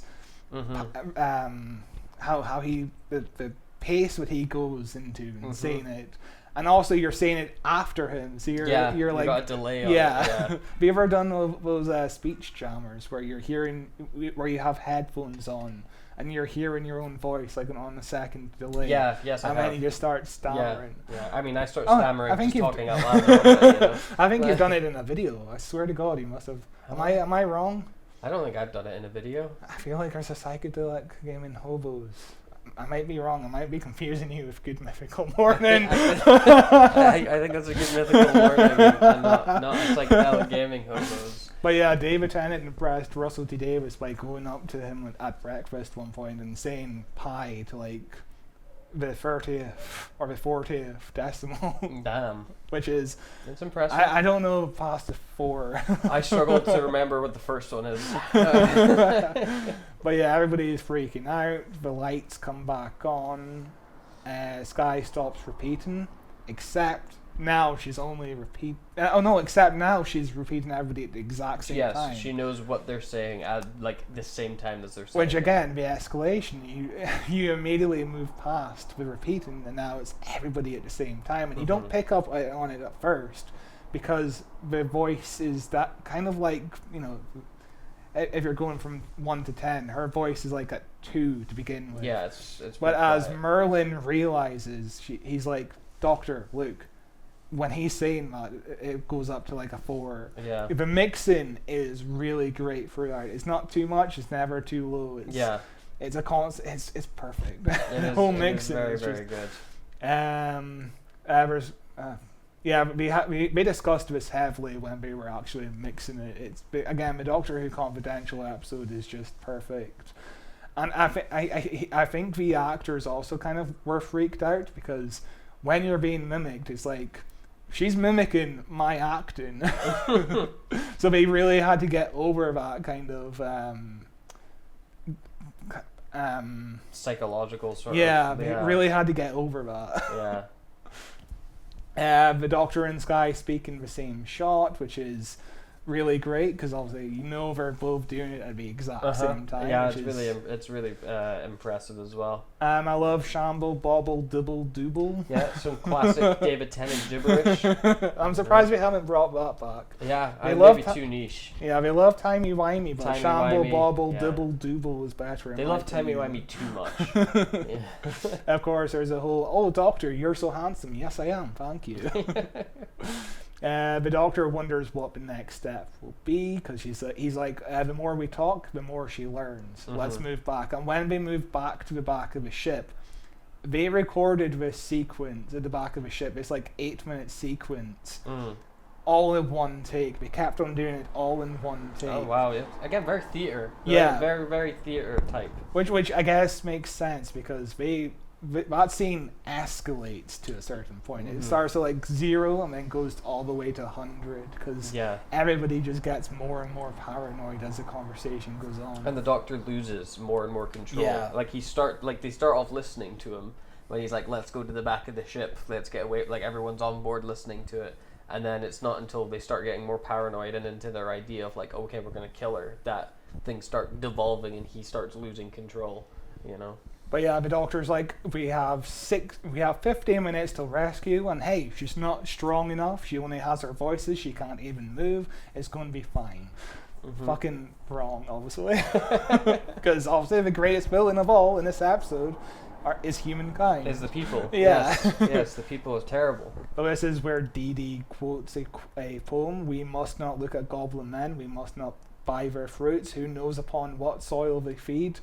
Their hungry, thirsty roots, which is a poem written in 1862 called Goblin Market by Christine Rossetti, and it tells the stories of sisters Laura and Lizzie who are tempted with fruit by goblin merchants, and it's kind of irrelevant to this story because there's a lot of interpretation. Some say it has feminist and homosexual policies, feminine sexuality, anti-Semitic. Some people believe it is, and some people are like, it might be Adam and Eve. I don't know.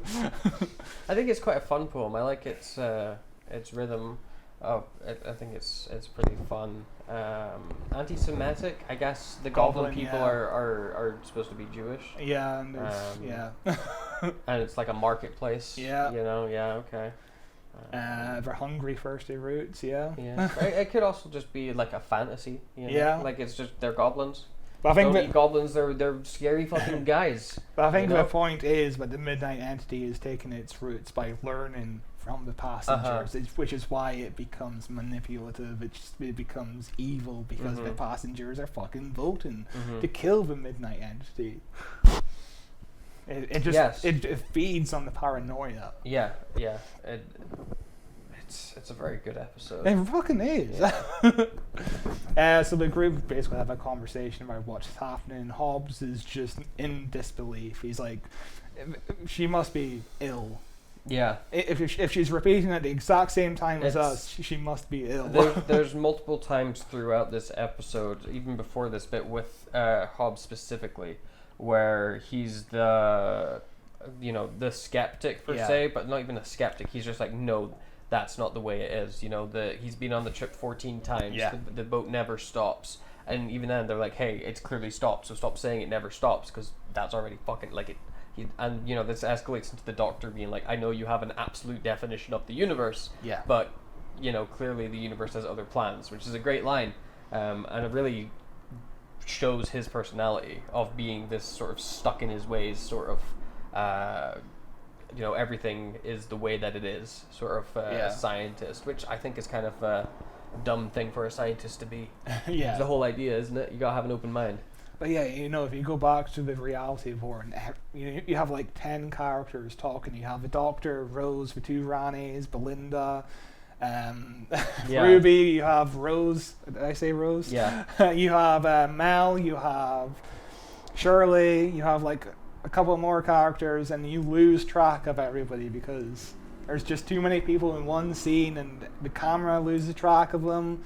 The fucking script loses track of them. Rose comes in. She comes back from existence. She's now in existence, and the Doctor's like, "Oh, Conrad couldn't imagine a world without you."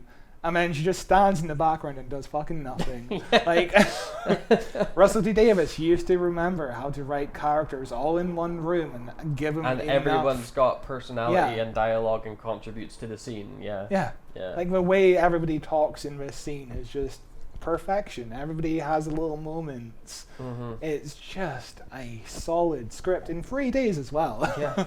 And you can follow each character if you want to have one viewing where you just follow Professor Hobbs. His actions from start to finish feel consistent. Yeah. If you want to follow the hostess, her actions from start to finish feel consistent. It's really well written. And everybody's given an acting opportunity they don't often get on primetime British television. You've never seen anything like this really on British television. Yeah, no, it's very good. It's very, very good. The Doctor doesn't want to get near the entity because it might become him, which would obviously make things worse. Yes. I get that why he doesn't do it, because like there's that line of dialogue with the lady where she's like, what are you, an immigrant or something? Yeah. But I feel like this situation could have been resolved before then if the Doctor's like, hey, I'm an alien. Yeah. I know what's going on here. I've got like super intelligence and a time machine and stuff. Like the Doctor never really hides the fact that he's an alien. He's usually quite open with it, but throughout this entire journey, he's been hiding it. I mean, he's know? not hiding it. It's just that he doesn't bring it up because there's more pressing factors, I think. Sure, but he's like, I'm the most important person. My name's John Smith. Like, he's Yeah. using his human name, Okay, yeah. But yeah, everybody would distrust him in the first place. Yeah, even sure, if because he these people was are open. suck and are racist Yeah. towards aliens. Which is kind of like the theme of the new Superman movie. He's an immigrant, and everybody's saying that's woke and etc. But it's more interesting. Yeah. And we kind of had this theme running throughout the most recent series, season 2, about the Doctor being an other of the whole. In the first episode, in the second episode, which episode was the theater one? The Lux. Yeah. Lux, the whole segregation kind of thing. That's the Doctor being another. Yeah. And in The Well, we even have Alice being another because she's deaf, and we have that scene where the soldier becomes paranoid because the Doctor and Alice are communicating through sign language.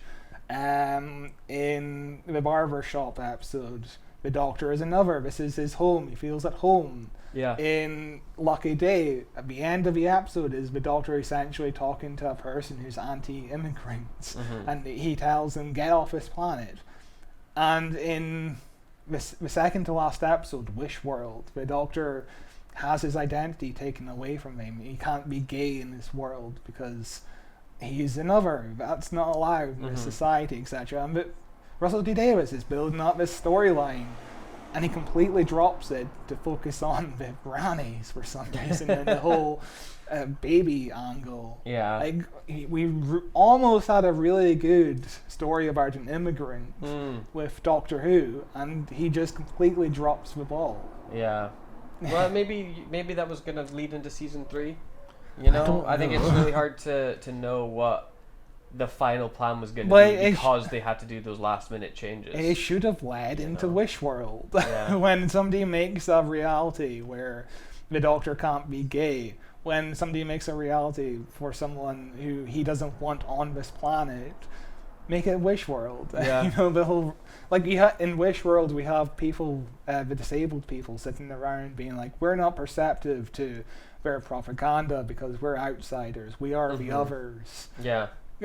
We are, and like we ruined the storyline. It's messy. And the storyline is handled here because everybody turns on the Doctor because he is another. The only 2 people in this episode who wind up saving the Doctor at the end are Dee Dee, who keeps telling everybody that they're being used. They're being entity is she's using on her. board with killing the entity. Yeah, but as well. Towards the end of the episode, she realizes when the Doctor is attacked because of because he is a minority essentially. He gets attacked because he's a minority, and Dee Dee realizes, hey, the entity is using the Doctor because he's a minority essentially.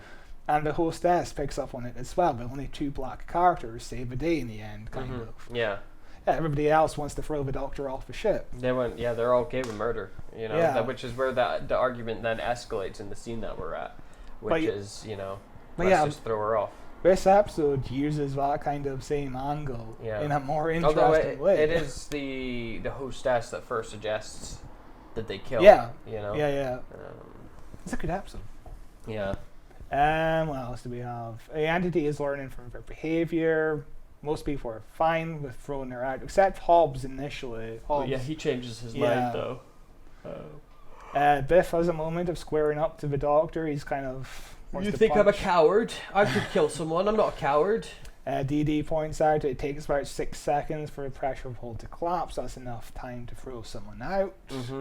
Which again, little bits of information are just dropped in lines earlier in this episode. That's from the safety flight information from like page 7. You know? And then we see it happen when they open the door. And then we're reminded of it again. But it doesn't feel heavy-handed. No, you know? like for a script that's written in 3 days, this episode has a lot of little like Chekhov guns moments. Yeah. Where it's just setting up things in a square line and using them for later. It's very well constructed. The Doctor's basically like, for all we know about some brand new life form over there, and it's come inside to discover us. What's it found? This little bunch of humans. What does it amount to murder? You know, like the entity is learning basically. They're worried the entity could get stronger, but it could spread. The Doctor keeps saying he can handle the situation because he's clever, which is, again, the Doctor's arrogance in this episode. Yeah, even when it starts mimicking him, he's like, the most cleverest voice in the room, that's why you chose me. Like, the Doctor just cannot shut the fuck up. He is an arrogant idiot. Jeffro votes, but they don't kill anyone. Val says he's just a boy and doesn't get a vote. This causes another argument amongst the group. The Doctor says they have to get past him to kill the entity, which they become suspicious of the Doctor now, because who were you talking to on the phone? We saw you outside the ship earlier talking to Donna. Yeah. You know? You didn't book your ticket in advance. Yeah. Did you get here? You've not even told us your name. You know, like, they have all of these, like, what ifs. Like, who are you? What is this? And what are you doing? all those suspicions are just being built up throughout the episode. That's normal to us as a viewer, because the Doctor usually acts like this. Yeah, we know who the Doctor is, yeah. And now we have people who aren't familiar with the Doctor all reacting to him as a normal group of people. They're suspicious of him because he's an outsider, he's an other. Yeah. And the soundtrack dies when people are arguing. The soundtrack is like moments of silence. And remember when the show used to do silence? It doesn't happen anymore. Everything has Remember to when be the filled. show's soundtrack was good? Remember when there was conflict in Yeah. the show? Like, this is just conflict the episode. Literally, people in the room are arguing. Which is kind of my favorite sci-fi. when That it's is my just favorite people sci-fi, yeah. Just shouting and Just arguing. about debating big morals. ideas. Yeah. It's a big idea in a small format. It's Mhm. fucking excellent. So we decide to throw the Doctor out as well. The Doctor tells them they all need to calm down. They want to know the Doctor's real name. Mhm. They realise that Sky is now only mimicking the Doctor, Mhm. which, ooh, that's scary. There's a great line before that when they ask the Doctor's name, and he says he's John Smith, and the dad character's like, come on, no one's called John Smith, which is just this hilarious idea of it's the most common Yes. name, but no one's called it. You know? Which I've never met a John Smith. No, never have Yeah. I've met Johns, I've met Smiths, but not John Smiths. Yeah. The Doctor tries pleading with the entity, saying, if you want former life, you don't have to kill to get it. We could do this peacefully. We can help you. Because the Doctor just wants to help the entity, which of course leads to people being more suspicious, because why would you want to help the alien that just murdered people? The scary alien, yeah. And the Doctor's like, no, this is a brand new life form. It's scared as well. You know, it's only scared because you're scaring it. You know? I like this scene a lot when the Doctor's giving his monologue, which he's given like versions of this monologue before. Mhm. It's like it's a new life form. You're the first look at humanity that it's getting. You know, you want to be the best representation. Is that how you're going to kill this thing? Is that what you want to be known as? You know, and he's thinking like, okay, cool. Like I've convinced him, and then it's immediately like, I'd kill them. Yeah. I'd do it. And Yeah. you just see his face like, what? What the fuck? What? And the characters even pick up on the Doctor kind of repeating himself. They're like, you're repeating yourself more than the entity has repeated itself, which Yeah. is, you know, the Doctor uses that line always. You Yeah. know, you just said that. Yeah. You know, this is a bit of like a Sea Devil situation where the Doctor is like trying to protect the Sea Devils even though it attacked human life. It's because conflicts are difficult. You know, like if you look at certain conflicts around the world, things aren't simple. People there's attack no- other people. There is no black and white answer. No. Yeah. This is just excellent. And the entity now starts speaking before the Doctor, and this is where the Doctor gets frozen stiff. Okay, so our episode continues on with the entity, the creature, stealing David Tennant's voice and talking before him as he is frozen in place. And this kind of causes a change in the group. Yeah. Where they're like, oh cool, well, she's safe and the Doctor's now the monster. And they start having that debate on, you know, whether or not she can be trusted. And I think the big giveaway is she's acting nothing like herself. Yeah, She's no. standing there like, I'm sure, yeah. this is I'm her." free! Oh, yeah, so we should kill David Tennant. Yeah, throw him in, yeah. Nothing at all like how she was before. You know, she's not like, oh my god, that thing had my voice. It was so scary.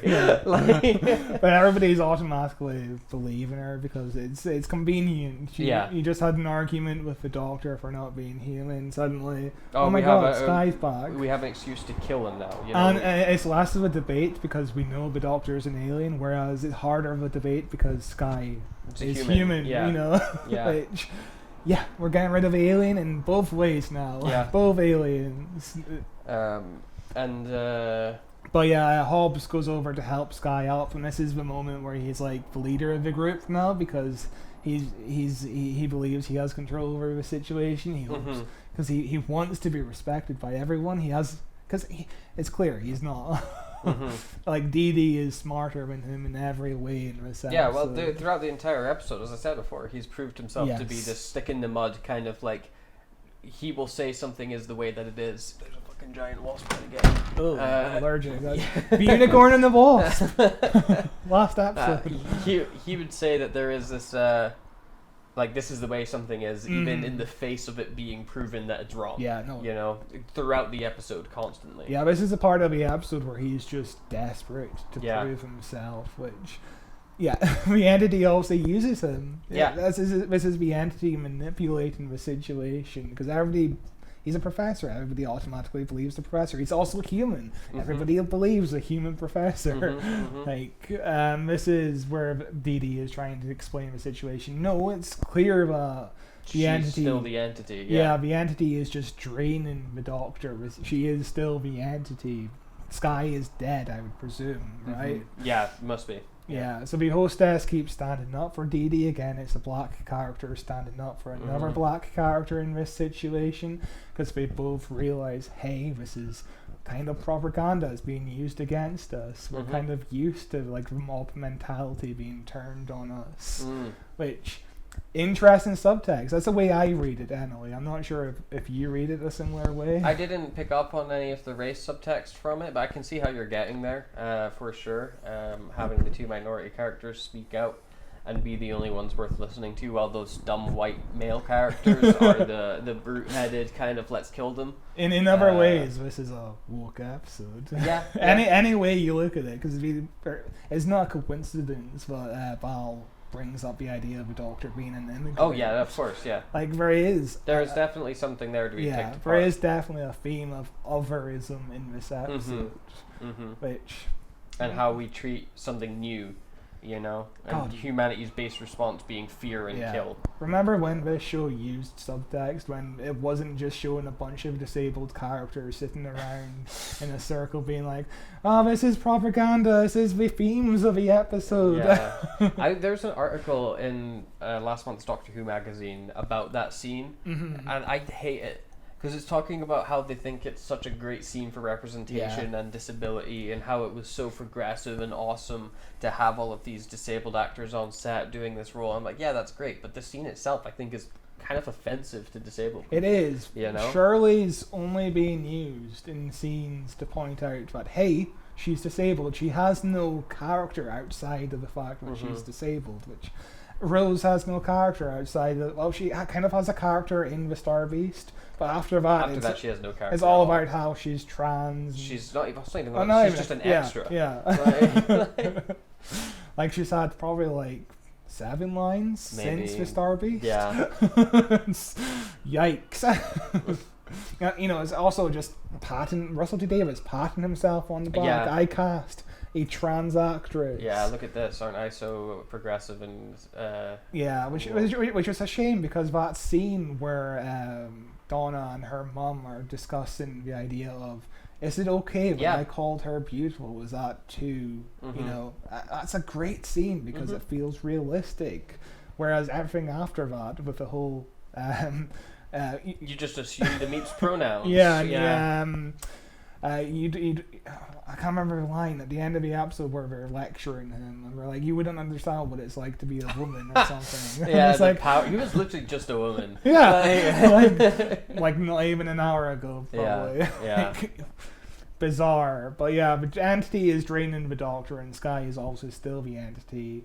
Val starts believing that she saw the entity go from Sky to the Doctor. This is kind of like the mob mindset, you know, they're all thinking as one, because everybody starts being like, yeah, I saw it too, even though that fucking did not happen. Like, I saw the entity jump into David Tennant. I saw him when he looked at me and the baby said hello in the closet. Well, you know, which is how misinformation spreads, especially on like social media. Yeah. When you see information about immigrants, you know, it's all part, you know, it's all subtext. The Russell T Davies just does not like subtext. He's what is that character? I know writers who I know writers who use subtext. They're all cowards. That's Russell T Davies now talking about his old self. Everybody believes in this except Hostess and Dee Dee again. Yeah. Only the I'm just I get to my notes before I get to my notes, if you know what I mean. Hobbs starts belittling Dee Dee, which again, he's a white character speaking down to a minority. He's like, you're average at best, even though she's clearly the smartest. She's only like a second-year student that he took on to be his assistant because she was so good. Yeah, but again, Dee Dee is the second smartest person in the room, just after the Doctor, which I like. Biff goes out to throw out the Doctor. They keep threatening to throw Dee Dee out as well for protesting, which no debate there about throwing out a human life. Yeah, it's just you've gone against the group Yeah. think, you know. Which It's, again, it's a lot of like tribalism itself Yeah. as well, you know. People form into groups and stay in those groups. and if this was Russell T Davies nowadays, at the end of the episode when we're sitting around thinking, hey, we didn't pick up on what the hostess's name was. Instead, that scene would be them explaining the themes of the episode. You know? Yeah, you didn't even know her name, and that was bad because she'd sacrificed herself for you guys, and you didn't even bother to learn her name. Yeah, we all went under this Yeah. mob mentality and paranoia, and it's bad because that's how society behaves. And that's how it would be written today. Yeah. Which, again, subtext, that's not something I picked up on 17 years ago, but it is something I'm picking up It's on also now. it's what makes it so entertaining to rewatch it, because Yeah. you pick up on more stuff, you know, when you dig into it and analyze it. You're like, oh, what was the meaning behind this line of dialogue, behind this character motivation, you know, and you actually read into it more. I feel like if when we revisit this newer era of Doctor Who in a few years' time, it's going to be a lot harder to be like, oh, okay, Definitely. there's Yeah. not that much to read into here, because they just kind of say it out loud, you know. Because I've probably seen this episode like 7 or 8 times in my entire life. Every time I'm picking up something new. And I've seen it maybe 4 or 5 times this year alone. Every viewing, I'm picking up on something new. It's like, oh, that character is doing this because of this. And it's fucking excellent. It's a fucking well-constructed script written in 3 days, which is still astounding to me. Yeah. Like, I don't understand how Russell can write something like this in 3 days versus anything else that he's doing now. But it's, you know, It's bizarre. he was in his prime, as I said. He's just gone downhill. This was peak Russell T Davies. But yeah, Biff is trying to lift out the Doctor. He asks Hobbs for help, but Hobbs is just too petrified. He pretends to help by lifting the His Doctor's arm, Yeah. which is great. The Doctor stops himself by using his foot, yeah. which is, he still has some minor control over his body, which is a great touch. Jesus, window just opened. This is where Sky says "molto bene" and "allons-y," which Yeah. obviously the hostess realizes, hey, that's, the Doctor speaking Yeah. from before. which again is lines from it's Chekhov's She's gun. so It's lucky perfect. that the Doctor's got like all these like vocal tics. But it's great shorthand in this episode. Yeah. Every step of the way is just great shorthand, because the hostess has probably the least amount of lines throughout the episode. She's mostly just watching the action, and you never lose sight of her. She always pops up in a shot every minute or so. You never forget about her existence. You never forget about any of the characters. All of the characters Yeah. are well maintained and contribute something to each scene that they're in. You know? Yeah, but yeah, she's listening. She's picking up on everything that's going on, which is great. She's also part of the mob, but she's also picking up on everything that's going on. The hostess puts 2 and 2 together. Is taking his voice. She grabs Sky and jumps out of the airlock with her, and the tension goes up. The tension just keeps building and building and building until you can't take it anymore. And then it's like it's reached its peak. And then when the hostess and Sky jump out of the ship, it goes back down to 0. And just everybody just sits there and breathes. Which is, you're kind of feeling the same as them, you know? Like your heart is accelerating as the tension is picking up. And then it just drops and you're just sitting there just kind of catching your breath. And this is where Val says, I said it was her, which is... Yeah, which is just that, like, you know, I want to be on the winning team. Yeah. I want to be making sure that I'm the Even good person, though she you know? was the most paranoid out of the entire group. She was for sure, especially towards the end there. She was the one telling her husband to go and kill the Doctor, you know, Yeah. throw him out. I also like the repetition the Doctor has here when the airlock closes of it's gone. Oh my God, yeah. It's gone, it's gone, it's gone. It's like he's, you know, talking to himself, trying to reassure himself. Yeah. Like that terrifying monster that it's gone, it's left, it's fine. You know, and that's shown again at the end when Donna repeats and he's like, hey, don't do that, please, I'm scared. Yeah. and Donna asks him a question like, is the entity still alive? The Doctor's like, I don't know. She asks another question. I can't remember what the second question was. But the answer is, I don't know. But the Doctor does not speak. He does not want to repeat himself because he is so traumatized by what went on the ship. Yeah. And I was going to say something else. Donna is basically like a viewer. You know, if you hear about the idea of an episode set on a bus where a lady repeats what other passengers are saying, if you haven't seen that episode, you're like, that sounds really stupid and silly. Whereas if you've seen it, you're like, the whole episode is tense and dramatic, and it's really scary. Yeah. And you know, Donna is somebody who hasn't seen the episode, and the Doctor is someone who has seen the episode. And that's how the Doctor is reacting to it. But yeah, they realise they don't even know the name of the hostess, which is a great moment. And it just, again, they let the moment just sit there, and there's like 20 seconds of silence. 20 seconds of silence, so the characters just kind of live with the fact that they didn't even bother to learn her name. And also the blocking is great because everybody's at different points in the bus. Everyone's sitting separate. Yeah, no one wants to be together anymore. Like they used to know how to fucking block this show. But yeah, that is Midnight. Yeah. Fucking outstanding episode. Superb episode. Yeah, it holds up really well. I don't think there's a single moment where I think the episode is slow. We were just watching it back. It's like, fucking hell, this episode's almost over already. Like, it just absolutely zips by. It moves at a breakneck pace for an episode that's set in one location. Yeah, it's incredible.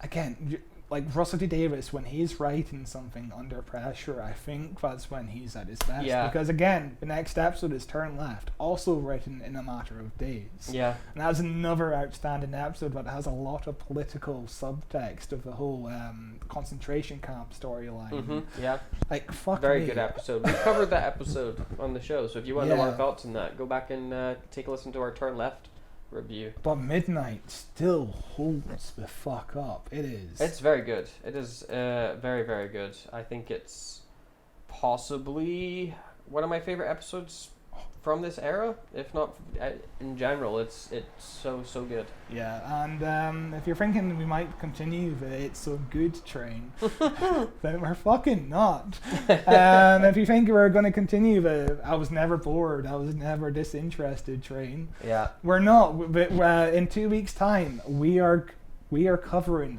Mark of the Rani Part 1, which you haven't seen. I have not. I have never seen the Mark of the Rani. Oh. What season is that? It is season 22? Season 22. I believe. I might be wrong. Banger season. But yeah, it is. I might be wrong. Mark of the Rani. It is it's an episode that you will be bored to tears by, which I'm looking forward to. It's been a while since we've covered a really fucking terrible episode. It's been a while since we were doing into some classic Who as well, so it'll be nice to revisit the vibe of extremely slow-moving classic Who. Anyway, yeah, that's us. Awesome. So thank you very much for listening. We have a plethora of other episodes in the YouTube channel or the audio feed, however you're listening to this. Subscribe, like, do all the YouTube things. You know how to do them. We've hit 100 subs. Should have said that. Way. Well done us. Next stop, 1,000. Thank you very much for getting us this far. It's a ride for sure. Triple digits, baby. 100 subscribers on YouTube. That's an achievement. Next stop, I think we need to get 500 before we can monetize. And then 1,000 before we can get full monetization. So please keep subscribing, keep sharing, keep doing what you're doing. We appreciate everybody listening to the podcast. It's a good time. Thank you. Yeah, and see you again on August 8th for the Mark of the Rani. Woo! Try not to fall asleep. No promises. Okay. Bye-bye. Bye.